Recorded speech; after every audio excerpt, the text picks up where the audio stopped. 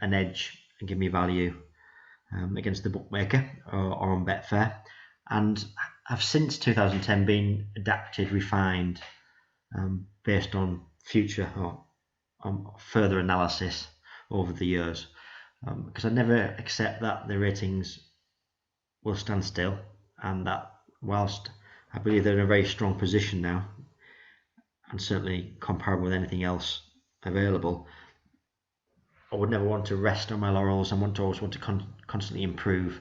So basically, after maybe 3-4 times a year, I'll review the ratings just to make sure that they're still where I need them to be. See if I'm missing any opportunities, if any new angles have become apparent in the analysis of the data. So basically, they're under constant review, albeit I do believe probably since 2012 they've probably been in their strongest position and have allowed me to say bet full time on the horses since 2010. But certainly performance has improved year on year, and I feel they're in a very strong position, and certainly definitely comparable with anything else I've seen available. And I've seen and used a lot of different ratings over the years, as I'm sure many other people have. So that's the context. What I want to do now is just as briefly as I can, explain the functionality of the spreadsheet you can see on the screen, and just explain a little bit more about each of the ratings themselves, so you can have a clearer idea of what sits behind them. So this is an Excel workbook, and this is the format that the ratings are sent out in a daily basis via email. They will be available via the website also in the near future. I'm just working on what that will actually look like and the storing of past cards, etc. But in the first instance, they'll be sent out via email in Excel format. And if we try and take each column here, I just want to quickly talk through each one. The first 6 columns, A to F, are just basic race card information. So the date of the race, the time of the race, the course, whether it's a handicap race or a non-handicap race, the card number of the horse, and the horse's name. So basic race card information. And then the next 1, 2, 3, 4, 5, 6, 7 columns, G to M, are the actual ratings themselves, and then N is the final rating. And the final column, O, is the forecasted odds based on the previous evening's information. Just to reiterate, these are forecasted odds. These are not necessarily the odds that are available by the bookmaker. And obviously, these can be absolutely used in the identification and selection process depending on your own betting style, but you must always cross-reference against the real odds that will always be, are always available from the majority of bookmakers the night before the races. So let me just briefly explain the ratings and what sits behind each one. So the first one, column G, the last rating, is the horse's overall rating from its last race. I actually have stored the information from the last 10 races. However, all the analysis has shown that the most relevant information or prediction of future outcome of a race is the last rating, and not any more than that. So that therefore we only use the last rating in coming to the overall rating figure. So that's what the last rating figure is. The potential rating, column H, is quite a unique rating in that I've never really seen this used before, and basically this is particularly useful in handicap races because it looks at the rating of all the races so far to date, but then looks at how many times that horse has run and gives it a weighted score. So basically it's excellent for identifying unexposed horses in handicap races where the horses may have already reached a potential that is very comparable with the other horses but have run far less races, which mean two things really. It's got far more room for improvement because it's unexposed, and it's also unlikely to have been caught up by the handicapper because it's had less races. So it then gives an overall weighting and a potential score. So particularly helpful in handicap races, can still be helpful in non-handicap races, but certainly more powerful in handicaps. The third rating, the speed rating, has a number of different factors behind it. So it looks at the horse's best and average speed rating. It also looks at the horse's speed rating over course, distance and going to determine one final rating. The jockey rating looks at jockey form over 2 years, 90 days and 30 days, and also looks at their performance at the course. The trainer rating is similar. It looks at 2 year, 90 day and 30 day form, but it also looks at course and it also looks at the trainer jockey combination. Column L, the stallion column, which is so this is the progeny rating. Basically it looks at the past performance of the stallion of the horse and looks at 3 key factors, which is going, distance and age.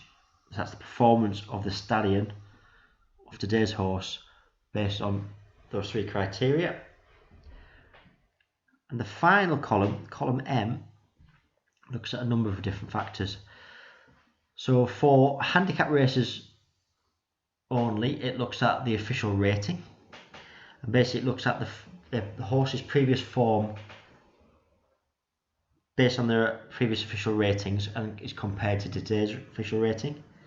It also looks at the horse's form for all race types based on today's distance and today's going. For flat racing and all-weather racing, it also then looks at a draw bias rating. So it looks at the benefits of the draw.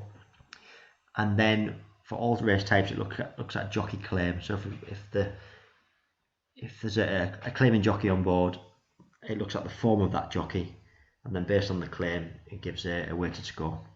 And they all come together to give a total rating based on today's conditions.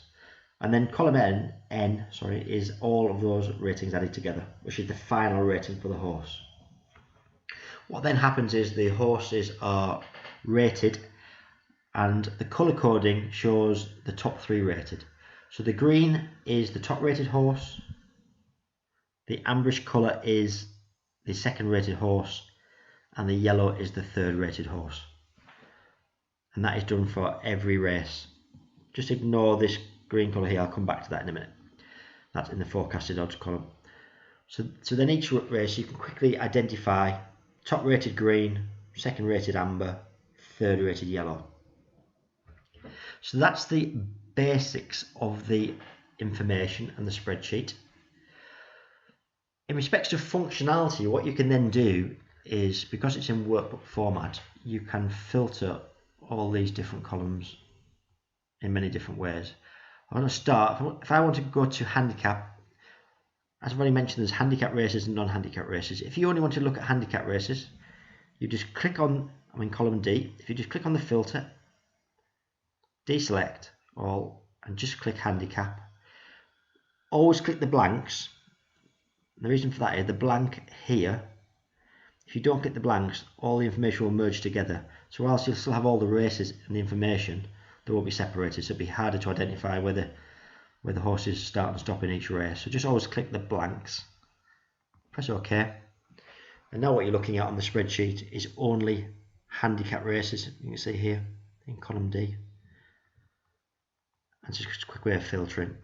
To go back out of that, click back into the filter column or button, and either press clear filter, or you could have just pressed the back on the Excel spreadsheet, and that would have taken to the same place. So that's a very simple filter of handicap, non-handicap. Another way of doing it is you may want to only look at, for example, I'm in the total column now, column N. You might only want to look at top rated horses. So basically what you could do is go into the filter button on total, go into colour and only select green top rated horses. So basically what you're now seeing is all the top rated horses in today's races. And then what you could do if you wanted to, you could then just filter and have a look, manually look down the odds. Because some people might want to back shorter priced top rated horses where they clearly have a higher chance of success. Other people might want to look for longer priced top rated horses for each way value selections or win and play selections. So it's just another way of filtering. So you go into deselect, you go back into the total column N, back into the filter button, and just press clear filter, and then you're back into all the races. And this can be used for all of these different factors. So let's just take another example. Let's look at the potential column. One of my more favourite, or certainly it's something that's different, I believe, from different ratings available. If you went into potential, if you then go into the numbers filter here, there are a number of different options available to you.